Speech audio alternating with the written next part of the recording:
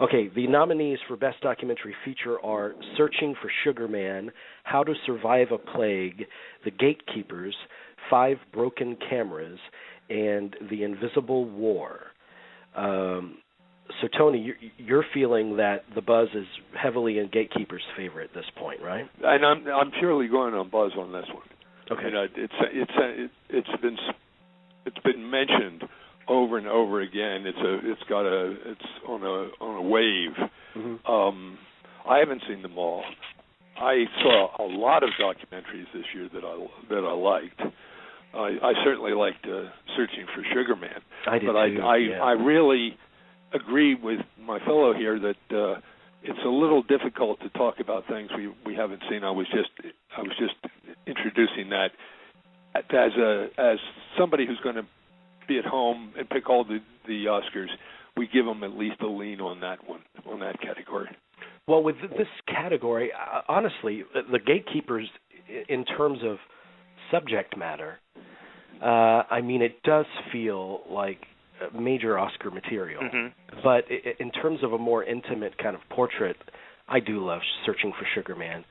But that is my favorite documentary of the year. But there's also How to Survive a Plague. I think that's the front runner. Which is about the AIDS activists that really pushed the issue front and center with their lives and made it a movement and got some treatments going. Really stunning emotional movie. And so, Jerry, you think How to Survive a Plague? I think that one, listening, watching Chris Hayes up, they've talked a lot about that one. But I do agree with Tony. I think The Gatekeepers is definitely, as far as buzz goes, we keep hearing about that one. I think Searching for Sugar Man obviously is the most popular out of the five. I think we can agree with that this year of what's nominated. That's the most telling comment of this was that Chris Hayes actually has a listener. Well, he has the best show on TV. As far as I'm concerned, the best show on MSNBC. No, he has a good show, but I don't think the Academy members rise early in the morning out here to listen to Chris Hayes. No, they don't. Oh no, God. I don't even think, as much as conservatives would like to say that everyone in Hollywood watches MSNBC, I don't think they know what channel it's on, if you want to know the God's honest truth. But there's also The Invisible War. That's another, all these. Five Broken Cameras, too, I've heard a lot about. Yeah. Dean, where do you fall on this category? I'm going with Searching for Sugar Man. I've seen 3 out of the 5, so, I like The Invisible War quite a bit, and I think that's an important subject. Oh yeah, mm-hmm. It has a lot to do with what we're going through at this particular moment in this country. I agree that The Gatekeepers and Five Broken Cameras, both which deal with the same part of the world and the same subject matter in a lot of ways, are the most politically driven films in the bunch.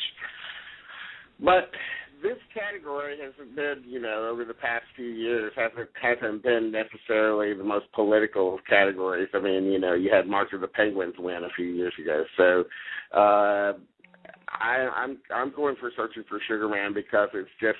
Did you realize that those penguins were unionized? Weren't they communists?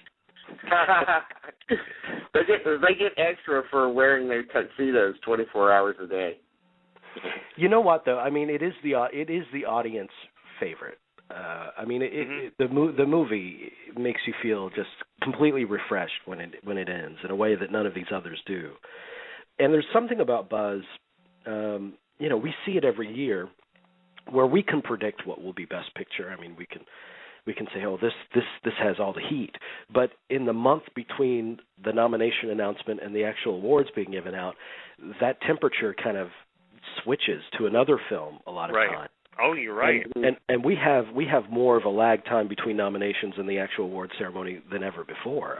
We have a month and a half now, and that's rare. And we have tonight to take into consideration too.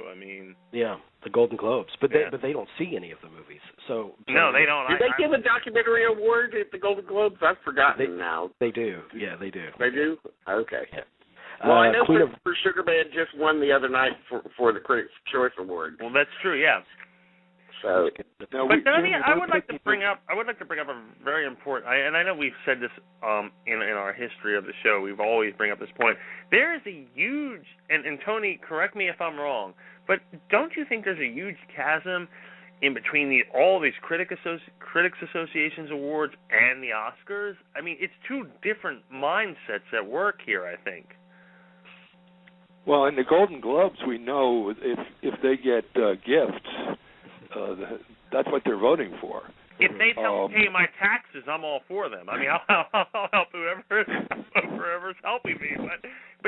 But I think people seem to think, though, and I've noticed this over the years.